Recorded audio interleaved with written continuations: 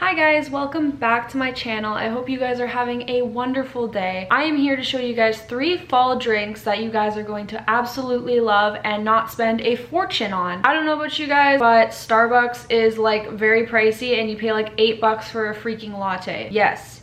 $8. It's insane. So I'm showing you guys 3 drinks that I absolutely love and love to get all the time at Starbucks that are super cheap and super easy to make. Now, I don't know about you guys, but I absolutely love getting a chai latte. Preferably iced, but sometimes hot depending on if it's cold. I don't really want to get an iced drink. So this first clip I'm going to show you guys is how to make a very easy and affordable chai latte that everyone loves, and it is vegan. I guess you can make anything vegan, just switch the milk out for almond milk or oat milk. It doesn't really matter, but I preferably don't like to use normal milk or cream because it makes me bloat. So without further ado, let's roll the clip.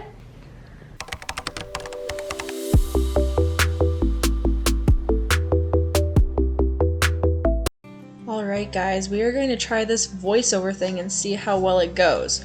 In my last video I explained how to cook the meal as I went and found it very difficult and time consuming, rather than just jamming out to music and YouTube and explaining on a voiceover. Probably much easier for you guys to watch too. So in pretty much any size pot, I just threw the desired amount of milk in which case I used almond milk. I used about 3/4 the cup. I then ripped open a chai tea bag and dumped in the hot milk. I found I got way better flavor doing this than actually steeping the tea bag in the actual milk. Don't worry guys, I did strain this and we're not getting lumpy leaves in our tea this time. I then continued to stir this mixture until it turned into a brown color, and at that point I knew that the tea has steeped into the milk. I then added a teaspoon of vanilla and a teaspoon of maple syrup for an extra kick of flavor.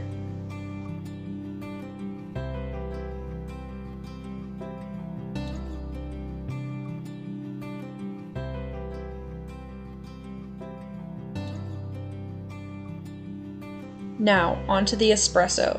I got this cheap thing from Walmart for like $80, and to my knowledge, you get what you pay for. It's literally junk and super loud and no cup fits under it, so I have to take the grate out. But it gets the job done until I feel like investing in a better, more expensive one.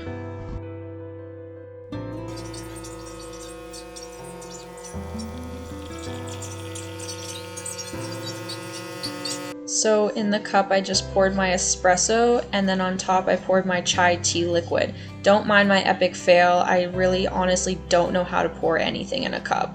If you want it iced, just add ice cubes or throw that in the fridge if you don't want it too watery. But here is the chai tea. Alright, so this next drink, I don't know about you guys, but I absolutely love pumpkin spice latte. I am a basic bitch. I love to go to Starbucks as soon as it comes out and go get myself a pumpkin spice latte. Even my local Starbucks is like, you're basic. No, for real, I'm not joking. They said to me, they were like, welcome to Starbucks, what can I get for you? And I'm like, can I just get a pumpkin spice latte? And then they're like, of course you want one. So I was like, oh my god. So it's just a normal fall drink that every women, girls, or even men like. So here is this recipe. I hope you guys enjoy. Let's roll this clip.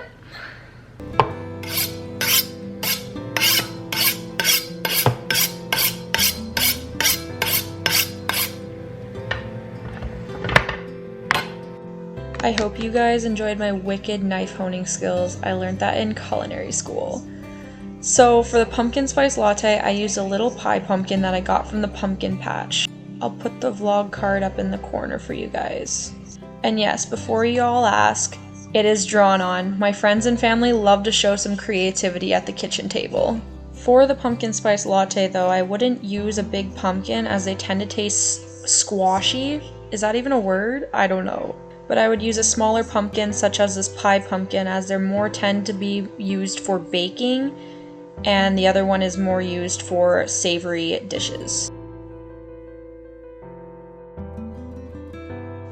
So I ended up peeling, de-seeding, and cutting this pumpkin and placing it on a parchment paper with some coconut sugar on top for some caramelization.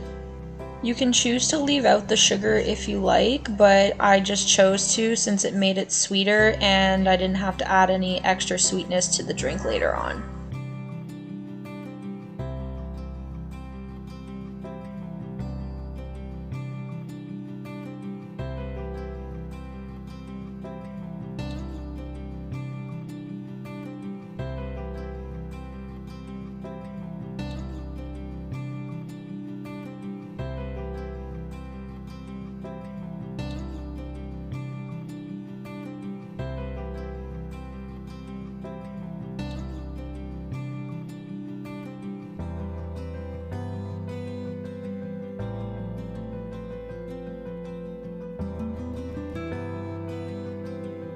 So once your pumpkin is done cooking, I guess I forgot to mention the temperature. You're gonna put that in at like 440 for about 30 to 45 minutes, depending on how hot your oven gets, or until your pumpkin just is soft and tender to the touch, or you use a fork. Don't actually touch it because that'd be really hot.